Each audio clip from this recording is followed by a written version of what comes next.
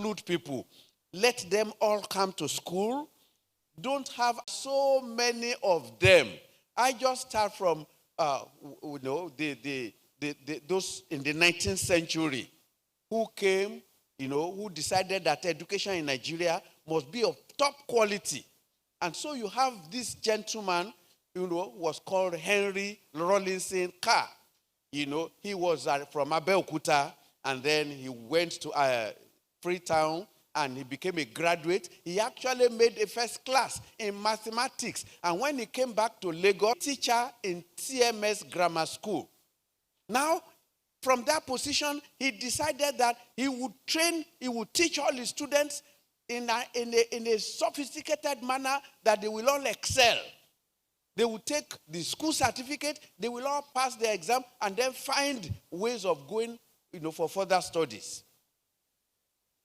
In one of his teaching, the governor saw him while he was going around, and then he identified him as a great teacher, so he invited him to join the colonial service. So he joined the colonial service, and as a colonial servant, he was asked to be the inspector of schools. So he went from school to look at the curriculum, to look at class attendance, to look at quality of teaching, to look at school performance, to look at the learning environment, the totality of things that make for basic education. And eventually, he was promoted. He became the first African resident of Lagos. That's the equivalent of a governor today. So that Henry Rawlinson Carr, he was so dignified. He had no children. The wife was barren. And then they suggested to him that, you can look for another person who will now give you a child. And he said, no, I will never do that, because the marriage is the two will come together. So anything that does not promote morality is not acceptable to him. So they laughed at him. They did everything, but he spent all his life acquiring books. He spent all the time traveling. He spent all the time giving scholarships and awards to different people. And so when you have that type of Henry Rawlinson Carr, and I just discovered that Adunni Foundation is even thinking of that same Henry Rawlinson Carr. And I was so fascinated by that idea, that a person who died in 1945, childless, there was nobody to inherit any of the books, so they carried all the books to the University of Ibadan, where it's in a section of the university. We now became independent. And when we became independent, 9th of July, 1913, and he was born in Ijebu.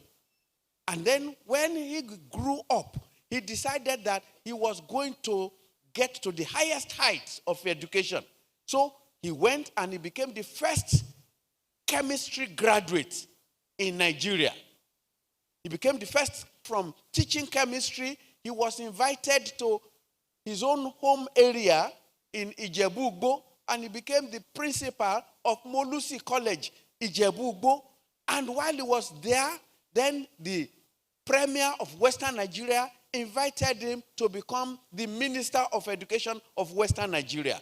And he decided that he will make education. He introduced in 1952 what you call the universal primary education, which took off in 1955, the one that Adunni Foundation is celebrating. So he knew that the classrooms were not many, so he decided that anybody that could not go to the primary school could wait, and at the next available opportunity, that person will now come. But in addition to that, he then said that even when you leave the primary school and you cannot go immediately to secondary school, you can now go to what we call the modern school. So he introduced the modern school system. So that modern school system was like some secondary component, but mainly developing skill. Because there wasn't adequate education. So he decided that he will introduce mass education program. So he introduced mass education program. Then he brought one Hajia Dandasare, a nurse, to go to the Poda the area where men could not go. So this woman went to all these places to encourage the women in the Poda also to acquire literacy and functional education so that they will meet the minimum level of basic education. His son, by the way, all this that I'm mentioning, they groomed their own children too. In addition to grooming the people in the public, they also groomed their own children. Like Awokoya that I've just mentioned, he has a cardiologist, he has an IT specialist who went to Massachusetts Institute of Technology for that type of quality education in the United States of America.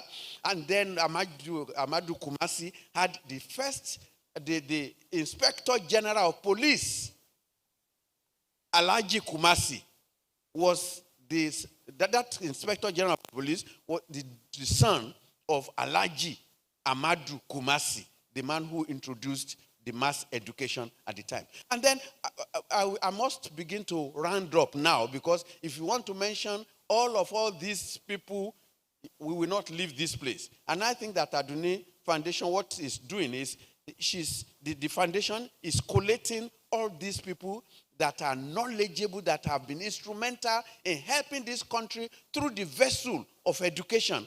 And then I think at different levels, she mentioned in her that this was the first one, the inaugural one, which means that maybe this time next year, there will be another set, and yet another set, and another set. And I am hoping that very soon, some of you that are here who have spoken today, you will also be mentioned later. That by then I wouldn't be around. I'm sure you know that. But you also will fit into that. But certainly in the East, there, Alvan Ikoku. You will hear about Alvan Ikoku. That the man that is on the 10 naira note. You don't have 10 naira note now, because people now go into higher denominations. In fact, if you give anybody 10 naira note, I think he will reject it. He just say, no, I don't want this. But this Alvan Ikoku, was from Arochukwu. And then he came to Katsina. He came to the Anambra capital, Oka. So he was teaching in Oka.